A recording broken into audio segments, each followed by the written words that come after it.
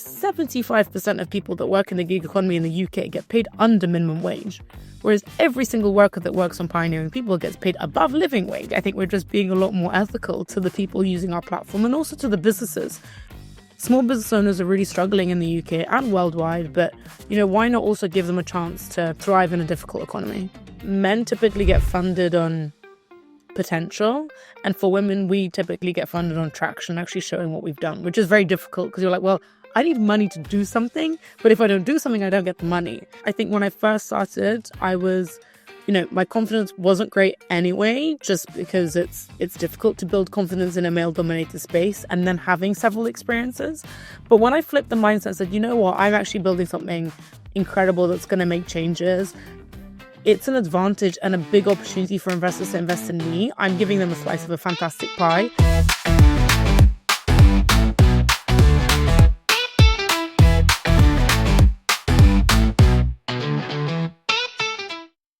Hi everyone, and welcome to TechTalks with TFN, and I am Akansha Dimri, the founder and editor-in-chief of Tech Funding News.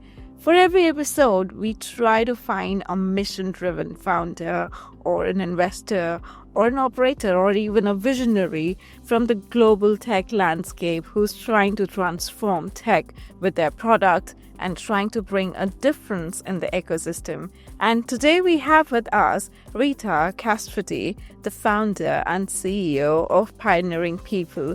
Welcome, Rita, to Tech Talks with TFN. How are you feeling right now and where are you?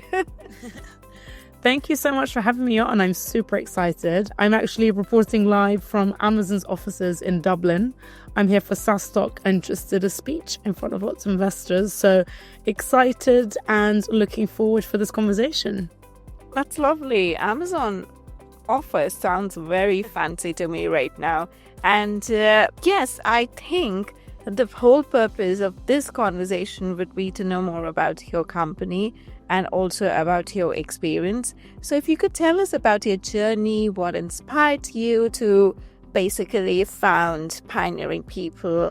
Was there a defining moment or was there a flow of experiences that just led to you finding this amazing transparent platform? Yeah, so I think it's been quite a journey. So I come from a family of hospitality people, which means we've run, owned, consulted for restaurants, bars and hotels around the world, which is an incredible and super dynamic environment to grow up in, but also meant that I perhaps served more drinks than I consumed as a student. I was always being pulled into shifts and it didn't matter kind of what was going on. If we were having a busy evening, I'd have to come in and kind of help out on the floor. And I would always get super frustrated and be like, how come I can get a car to come, pick me up and bring me to the shift so quickly, but you can't go on a platform and have a worker come so quickly? And it was just ridiculous. And we realized that over the course of time and many generations, obviously traditional agencies exist, but they would absolutely rip off both sides. So I also wanted to work for them to really understand what it was like. And I worked from, at huge kind of rugby tournaments and BAFTA events and stuff like that as a student, because I just wanted to go out there and experience the world and not just work for my parents. But I was, severely undercut on my salary. So I saw kind of the mismatch from the business owner's perspective of being charged too much and not being able to get somebody instantly when they were busy on a Saturday night. But also from the flip side, that if you were working for them, you barely got paid anything. It was always half of what you were being kind of shown, and it took forever. So I always brought this mission with me of like, whatever I'm going to do when I graduate would be something that's going to be in the social good space, but I was just never kind of sure when or how it would be. So I ended up wanting to run away from the hospitality world and ended up working at another kind of super high growth fintech startup. I learned so much there and I absolutely loved it. And that's kind of where I met my kind of founding shareholders and people of my team now. And we were all really bonded together by mission. And we wanted to do something that was good for the people, good for businesses, and just really help that social mobility piece. Because I feel like in the UK or in many global economies, but just the UK being the place where we launched and where I grew up, it's really difficult to get jobs and get experiences and get opportunities that help you go from A to Z that actually pay for your time. So I guess through my range of experiences and then also being in the fintech world, I saw, well, I've got a pain point, but now I've learned how to kind of combat it through payments, and I'm going to go ahead and build something in it. So that's kind of a long-winded way of how we got to where we are now. That's lovely. And why did you choose UK as a market? It was only because you were here, or was it something which was a planned strategy? I mean, most of it was because I was here and that's the experience that I always saw. But actually, there's so many other economies where there's just quicker way to do things. It felt like the UK, and specifically hospitality in the UK, just felt like it wasn't innovating. Like, there's so many fantastic industries where you look and every 2 years, it's like not even 2 years, every 2 months, you could say, it looks like a different environment. Whereas because my family has been in this for 4 generations, I could speak to my grandfather and he was having the same issues that my father was having, that we were having. And I just thought, hold on, something needs to change. So yeah, it kind of launched here in the UK, launched in London, because there's so many businesses that need help with this. And it's not just hospitality. I mean, businesses that sign up to Pioneering People range from tech companies that need someone to hand out leaflets at a networking event to, again, tech businesses that need somebody just to work on a project and don't have the money for recruitment fees. They don't have the money for a recruiter, and they don't have the money to put them on payroll. They just want them to work a couple of hours, pay them through a platform and get it over and done with. So I guess it really just worked of where we were, but there's just a range of industries that it could really function for. Even though we built for hospitality, we've had a lot of inbound from a range of different industries. That's super interesting. I mean, does it make a difference to have a family and a generation of families having been into business as the first-time founder? Does that help in not making the first-time founder mistakes? I think it definitely helps with resilience, actually. I think we also want mistakes, but because they've always been in such traditional businesses, either it's been flower arranging, hospitality, kind of all the, you buy something and you sell it, basically. For me, building a tech business and actually the intricacies of that and all the different things that could go wrong or could go very well, and the speed in which it could scale is so different to what I grew up seeing. But I did also grow up seeing absolute hustle, 7 days a week, every week. And always being on, whether it was a day off, you're at home, you're not in the restaurant, you're ready to pick up your phone. So for me, that's just a lifestyle that I was very much used to and accustomed to. I didn't think it was crazy. So when I see things being spoken about the 996 or, super long founder days, I don't find them ridiculous. I just think that, if you want to invest in the future and do something that actually makes a change, of course it's going to be difficult and of course it's going to be laborious. So I think it's that part, when things go wrong, I think, of course, they're going to go wrong. It's the first time building something, but even if it was the 10th time building something, things still go wrong. So I think it was that part that I really learned from my family, and just the grit to keep going, because I know that things don't magically happen overnight. Like, okay, some TikToks go viral overnight, you get thousands of users, but it doesn't mean that you've, changed the world overnight. So I think that's what I've really learned from them, and I'm really thankful and appreciative that I've seen that, because it's helped me get through many hardships, and means that I still got, a tank full of energy to keep going. I completely agree to that point that you said. Resilience is something you get as a part of will. Because I come from a generation, not generations, but some generations of my family were into business, and I understand the 5-year formula, that if you can survive your business without funding for 5 years, then you're good to go and get as much of funding as possible. So, and I believe in resilience as well. But coming down to pioneering people, I really want, for people who might not know your brand, your platform, if you could explain to them that what are the problems that you're solving for the UK gig economy, and why is this so urgent as a mission right now?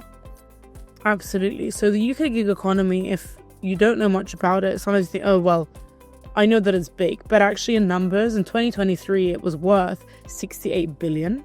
And it's just growing by 15% every single year. And the global gig economy is due to be around 2 trillion by 2033. And it's something that, especially in these times, is very urgent. It's something that's growing super quickly and that we need, because, to be completely honest, the gig economy has not the best reputation in the world, and that's where we met, at a dinner talking about its reputation. And it doesn't have the best means for workers or for businesses. we know the gig economy as a place that cuts workers, that pays them, 75% of people that work in the gig economy in the UK get paid under minimum wage, whereas every single worker that works on Pioneering People gets paid above living wage. So it's a big difference. Yes, it's a couple of pounds an hour, but it means that they can actually live. And they're not kind of really scraping the ends of the barrel every single day or every single week, as it may be. So the issue with that is firstly the workers. They're not being treated properly. They're not being paid properly. They're putting in so much time and effort, a lot more than a 9 to 5, and not getting what they deserve. But on the flip side that people don't talk about so much is the businesses. So going back to my family business, in the pandemic, we were only allowed to open for takeaways. The big platforms that we could deliver food on, they were taking 35 to 40% of our revenue.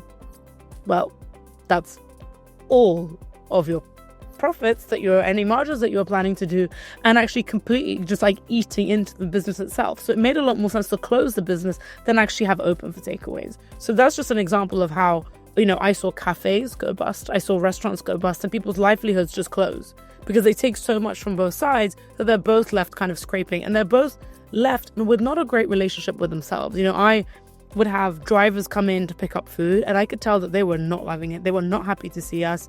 They weren't motivated by their job. Whereas on Pioneering People, we've created some sort of stickiness where, we've had so many repeat shifts. I think over 70% of businesses that have posted on Pioneering People will post again. And every single worker that's done a shift on our platform has done at least 2.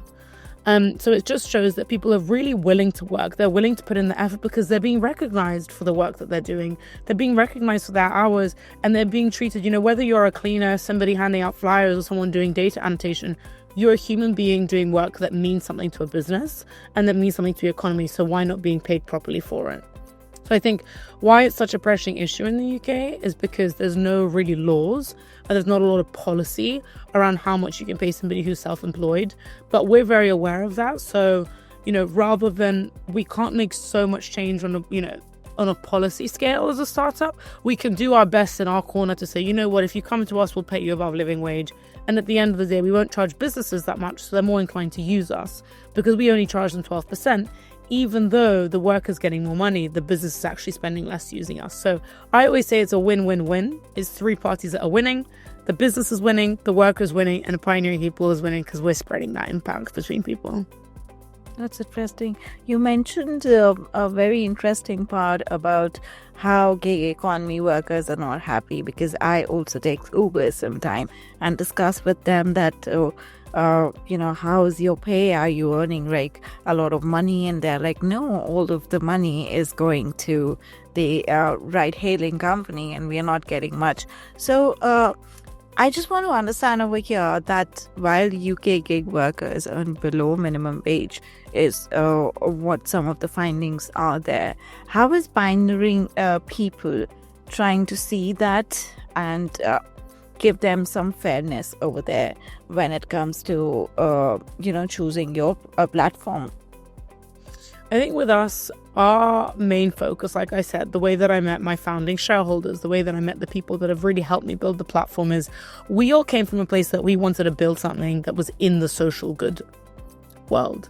I've worked in sustainability, circular economy. I've obviously worked with people, and I was like, at the end of the day, all of these things are making, tiny changes, but the biggest problem is that people don't have access to cash. You could do whatever you want out there, but if people don't have money, they don't have freedom, they don't have, much. They can't do much without it. And I think we've really tried to dodge this subject in general conversations in the UK, but actually money is really a source of freedom.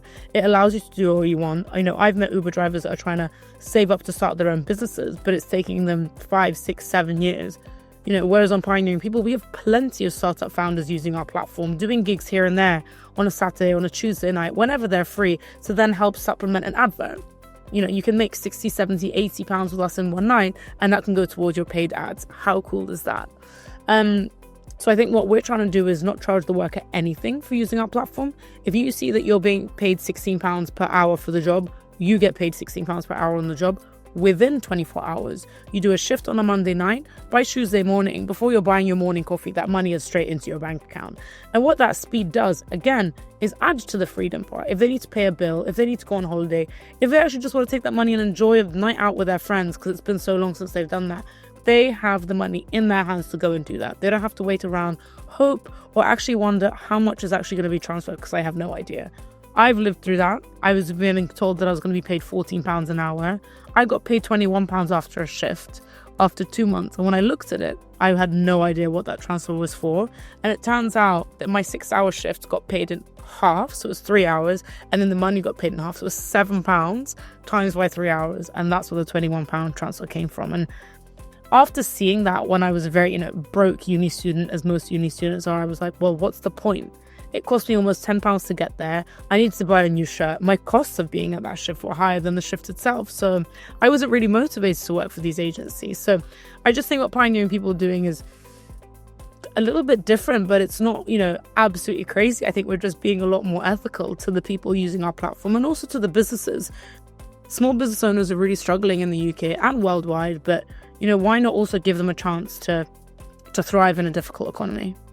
That's very interesting. So you were saying, if I'm a gig economy worker and I choose a certain category to work in, maybe freelance on writing articles, for example, and if I get 15 quid per hour, then I will get that 15 quid per hour. So where is pioneering people business model over here? So we charge the businesses a 12% fee on a successful match. So let's say somebody sees you, they go, oh wow, she's great, let's hire her for £30 an hour. It's a £30 an hour plus a 12% fee for us to find you, verify you, and we'll do the payments on the platform.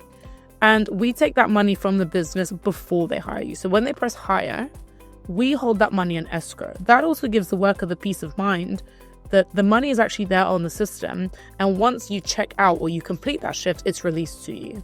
Why this is vitally important, and I don't know about you, but I've done a bit of freelancing work on the side. Chasing invoices is painful, and actually it feels degrading at times. You're like, please give me my money, release the money to me. With pioneering people, that the money is actually there, it's in the account, and it will be released to you once you finish the job. So I think it's also the peace of mind for both sides, as well as for the business. It's quite nice to just like Booking.com or Airbnb, you pay for something up front, and then it's released to that venue once you've checked out and once you're really happy with the services, and that's all kind of done. And you don't have to worry as a business as well to do the bank transfer, add them, as a person, worry about payroll, do the whole onboarding thing. It's literally like, I don't know, buying an item online, buying a bag or an item of clothing. It's just like buying a couple of hours of work for somebody to do something for you. Lovely. That's very interesting. Well, I have done some freelancing in Europe, and I'm a business owner at the end of the day, so I deal with invoices every day. But apart from that, I just want to understand your platform more. So, is it B2C or B2B? Is it like Fiverr, or is it more like B2B side? Fantastic question. So I'm actually here at SaaStock, which is all about B2B. So when I was pitching today, I was angling more to the B2B side, but honestly, it's B2B2C. We have businesses sign up to the platform and we have workers sign up to the platform. So I guess we cater to both. And we really are the technology in the middle that is trying to cut out the middleman. So we do all the faff and the stuff that you don't want to be doing, like checking does someone have the right to work, checking their identity, checking their bank verification to make sure that all aligns. So they're not, they are who they say they are, and they can actually do that shift in the UK or wherever you are. And then actually just smoothly making sure that matchmaking and that transaction goes together so easily. So yeah, we cater for both sides. I guess what we're doing is really revolutionary, especially on the business side, just because, like I said, you can't get somebody to mop your floors at a busy restaurant night in seconds before, but now you can. And for the worker, we're giving them access to money quickly. Of course, there's platforms out there that you can make money as a freelancer, but the guarantee that you'll be paid above living wage, the guarantee that you'll be paid within 24 hours is not really there. And that's what we're providing. Interesting. I just want to understand how does the process works B2B over here. So you're basically hiring businesses instead of just workers, right? Exactly. So let's say SaaStock need a couple of people to hand out flyers. You can go on the platform, you sign up as a business, you make a free account, you get verified through a company's house API, just to double check it is actually a business. Then it'll come to our admin dashboard. I'll also double check, but this entire process takes 5 minutes. Then they'll post a job once they've been verified. Once they post a job, then they'll get matched to the people in the area that have the skill set to do it and are available to do it. So we sign up businesses and we sign up workers all in one platform. Amazing. And also, is it for UK-based businesses and gig workers, or like global people can also sign up, or global businesses from other countries can also sign up over here at Pioneering People? So at the moment, it's just UK. We only launched last year, so we'd like to take things, slowly, smoothly, really get them right. We've actually grown a lot quicker than we expected. Our user growth has been over 1,800% this year. But we are actually doing a pilot in Lisbon in Portugal on Web Summit Week because, like I said, networking events love us. They want someone to hand out a couple of flyers for the evening. They don't want to go through, the chaos and the time, etc. that takes to hire them. They just go on our platform. They've already been matched to people there, so we're going to go ahead and help them out over there. But that's just a week-long pilot. We'll see how that goes and see if we can kind of get any other businesses involved. I think what I found really interesting at another big conference at Excel London, we had an international business come here. And I think when you're an international business coming to a conference somewhere, you don't really know the scene, you don't really know people, and it's super hard to get people at your stall, etc. So we kind of signed them up off platform. We matched them to a worker and then they paid us via invoice, which is not really what we do, but we made sure that they paid us before the shift.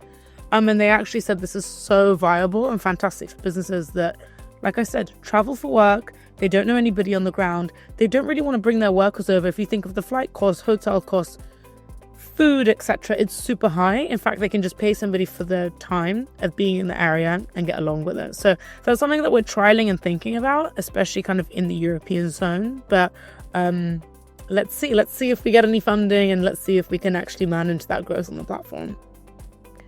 I'm sure you will. Talking about the funding, have you got some funding so far? And who are the investors? And you just said that you're looking for funding, is what I understand.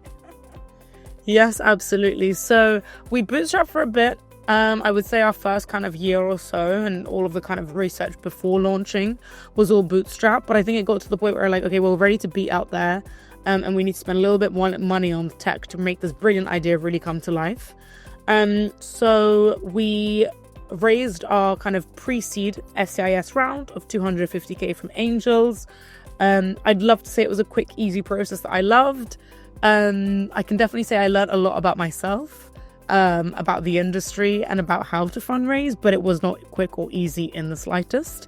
It took us a lot longer than anticipated, and I think being a female founder, but also being a young female founder, that, when they look at my CV, they see a range of jobs, and actually I've been working for 10 years. But that's because I started when I was 15. That doesn't necessarily mean that I've had a proper job, as they like to call it, or a career in tech for 10 years. That's also been on the 3-year, 4-year side. So I think of really just gaining that trust, reliability, and I can do it because I've seen it on every single side. And I know why exactly this needs to be done. Took a bit of time, but we got there in the end. And I'm super, super grateful for the angel investors that we have on board. And I'm actually really delighted to say that half of them are female investors, which is super difficult to get, as you know, that only less than 2% of funding actually goes to women.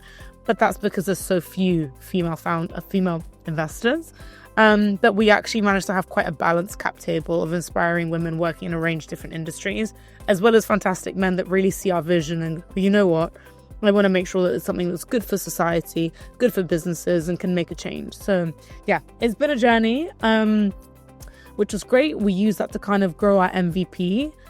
We haven't spent a penny on marketing, despite having almost 10,000 users. That's all been completely organic. But what we want to do now is raise a kind of seed fund of up to $1 million to make sure we can really expedite that growth, really rapidly scale, get over 10,000 monthly active users. I think with us, we've got users that have signed up, but there's not actually enough jobs for all of them. So also make sure we get over 1,000 businesses that are posting day in, day out for our users to jump on, do the shifts, and earn every single day.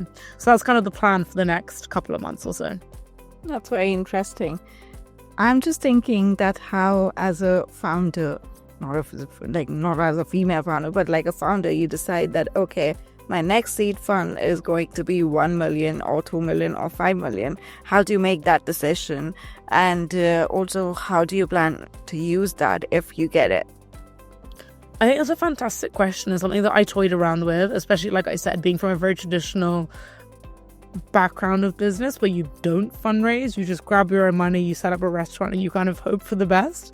For us, we kind of said up to 1 million because I was more thinking towards the 500,000 side, whereas after speaking to a couple of people, they said actually that could worry VCs that it's too small for them, that they can take it all up, so you could go a little bit bigger. So I also think of me as just, aiming quite big and saying at the end of the day, we've done quite a lot with pretty much little to no funding. How much can we do with more of that? So we would guess that 45 to 50% of that is actually going to be used for technology developments.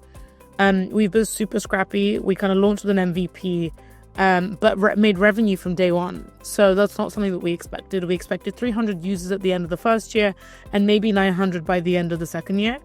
Like I said, we're edging towards over 10K by the end of the second year, not 900. So actually we need something a lot more solid, strong to maintain all of these users, but then also engage them.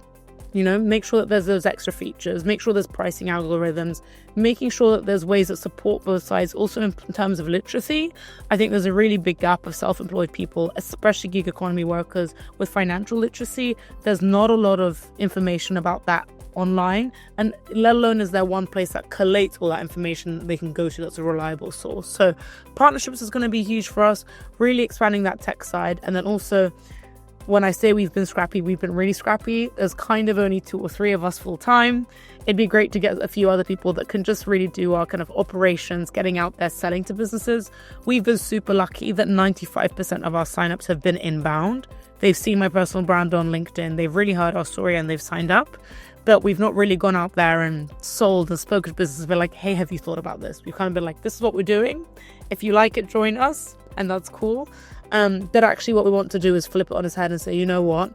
We really understand that there's a range of businesses out there that need us that perhaps haven't heard of us. Because how are they going to? They're so busy running the day-to-day, they don't really have time to kind of get up and breathe and gasp for a little bit of air. So that's kind of the next steps for pioneering people in the next year. And I'm really excited to see where it goes. That's amazing. And I think you're doing amazing. And also, I think you will be able to get the funding as well. Which brings me to my next question, which is about differentiation of your platform from your competitors.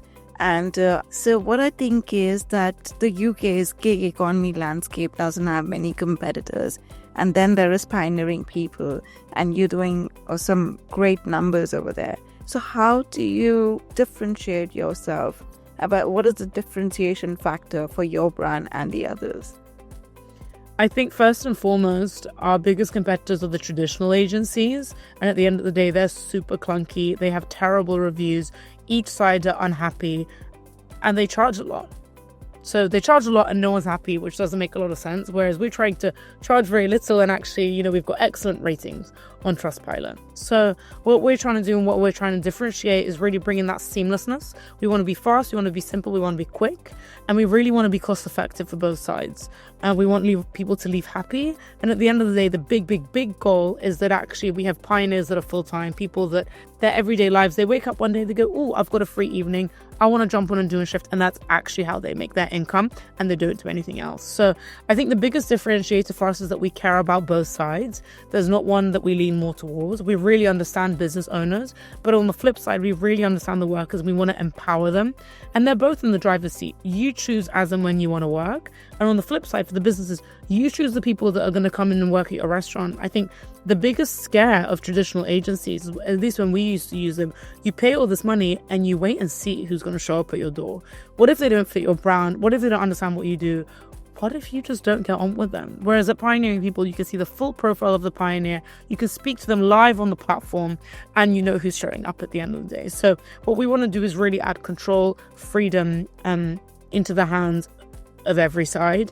And that's something that our technology has been able to do, and what really sets us apart from everyone else.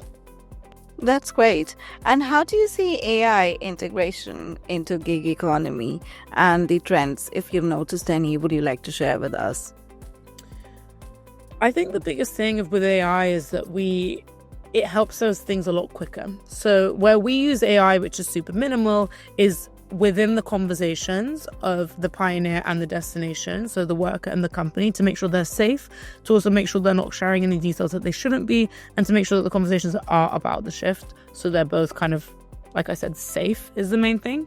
Where we really want to integrate a bit more of it is to help that matchmaking, so it does the exact skill match, the exact matchmaking match, and also the location match. I think at the moment we say London and a couple of postcodes, but the dream is really to have it, like I say, matchmaking similar to perhaps a dating platform. We can see who's nearby, who really matches you and what you're into, and who really matches you in terms of ratings. We're going to have super pioneers that have only ever had 5-star reviews, and then you'll also have companies on the flip side. I think that's something that our competitors or people in the space don't do. They don't allow the worker to actually rate the businesses. What we do is we allow every single worker to rate every single business after every single shift.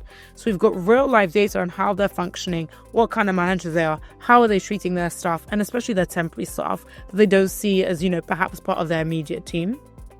So I think with AI, of collecting all that data and being able to kind of increase the speed, but also the reliability and also the precision in which that matchmaking is done is going to be super important to us. And the way that I've seen kind of AI in the gig economy work is just people being able to do better proposals. I can definitely tell if they've used Pioneer, AI to write a proposal, and I then see that on the other kind of gig economy platforms. I don't necessarily think it's a bad thing. I think the combination of the raw data of what they've actually done and what they're saying is a really interesting intersection. So mixed feelings. I feel like everybody has a little bit of mixed feelings, but I do think it's going to help us go very far and a lot quicker than we imagined. Yeah, Gen AI has mixed feelings for sure. I mean, now I have to read sometimes press releases which are completely generated by AI, and then I point them out that, okay, I don't know what to do with that. But at the same time, if you use, I always tell people, if you are small businesses and if you want to use Gen AI, use it smartly. It can help you in a lot of admin work, but don't use it for your creative part of the business where, I agree. Yeah, just use it for admin. I understand if you wanted to use it for a sales email, but it doesn't make sense if the main part of your business is based on AI. But I think it's also not great at storytelling. I think the authenticity with small business owners and startup founders is like the why.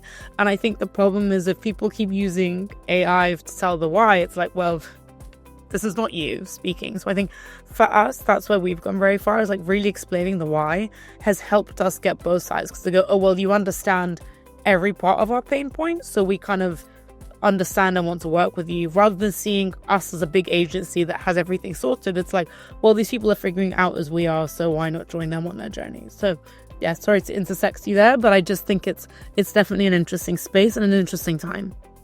I know, I totally agree to that, and I completely understand that this is quite a hot topic and everyone has a lot of interesting opinions around it.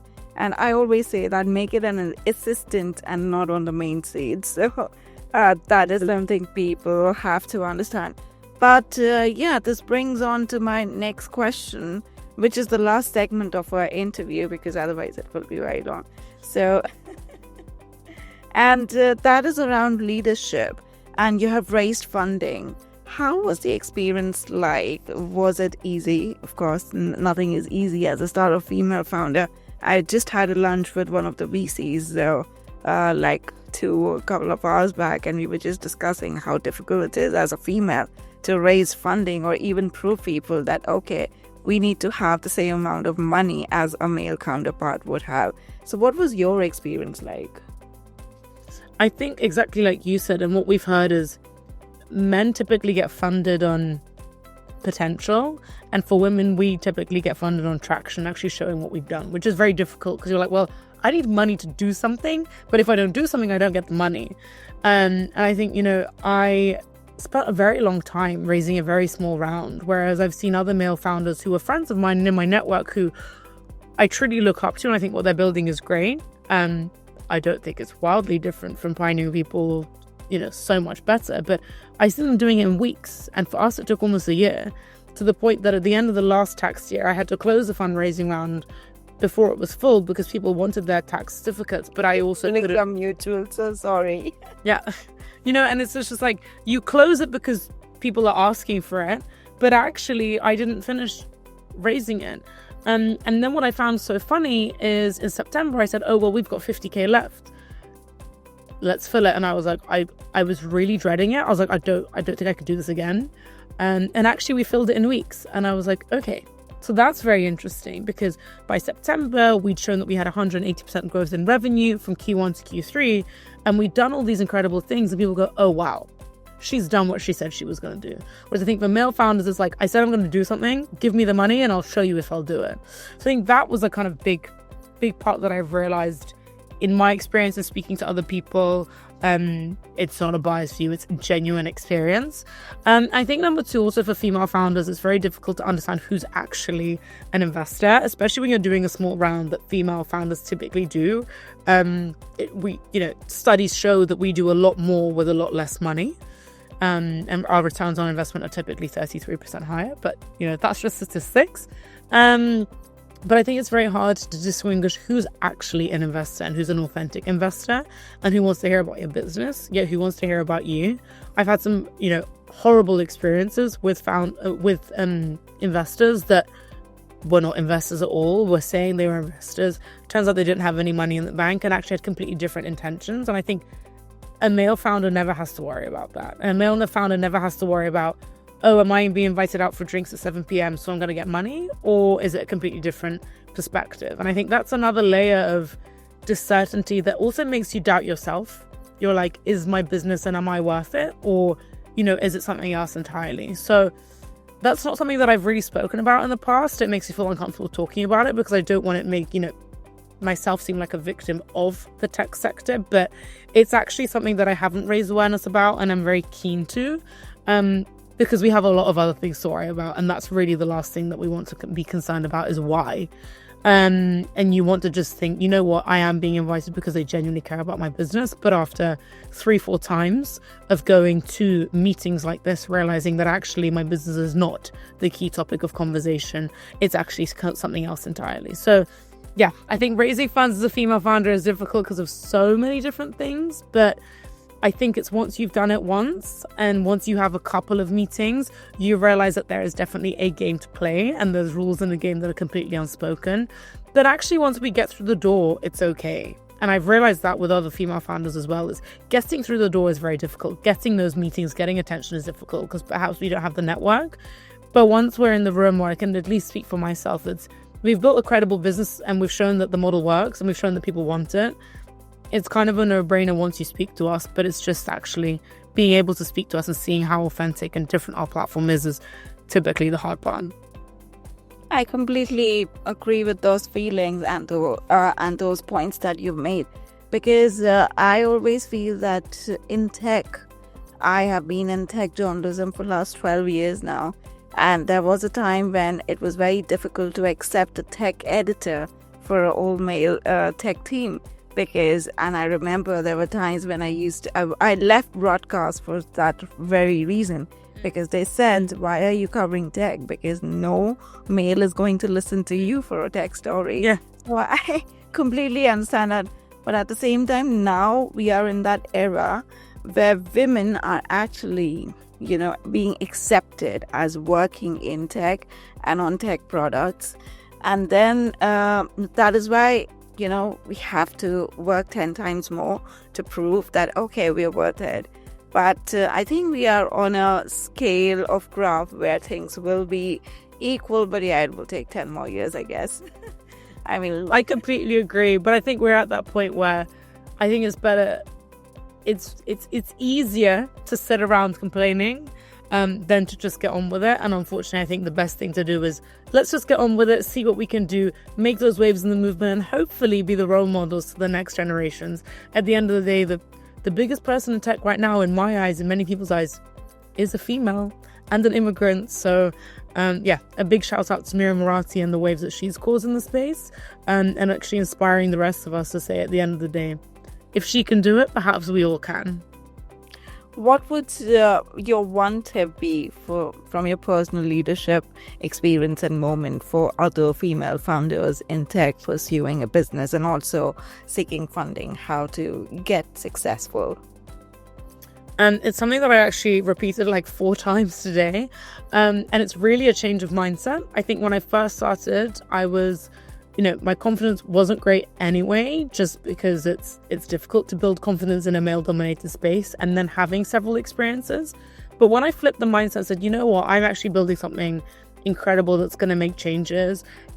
It's an advantage and a big opportunity for investors to invest in me. I'm giving them a slice of a fantastic pie, rather than vice versa. Before I was like, oh goodness, it's so embarrassing to ask people for money because I need the money to grow. I flipped the mindset and I was like, well, if they're investing in me, I can make them a lot of money and give them opportunity, something wonderful. So I think of really understanding and believing in yourself, but actually doing the things that make you believe in yourself. Sometimes you have a great idea, but until you prove it to yourself, you're not going to have that confidence to say, well, I've got thousands of people that really believe in what I'm doing. Now it's time for you to give me a bit of funding to elevate that, scale that, and make that thousands into millions. So yeah, I guess it's the flipping mindset, and remember that you're building something wonderful and it's an advantage for investors to get a piece of what you're doing rather than vice versa.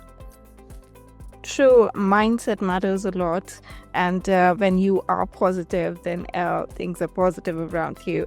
And I think that's it for our interview today. And thank you so much, Rita, for joining us. I mean, this has been wonderful.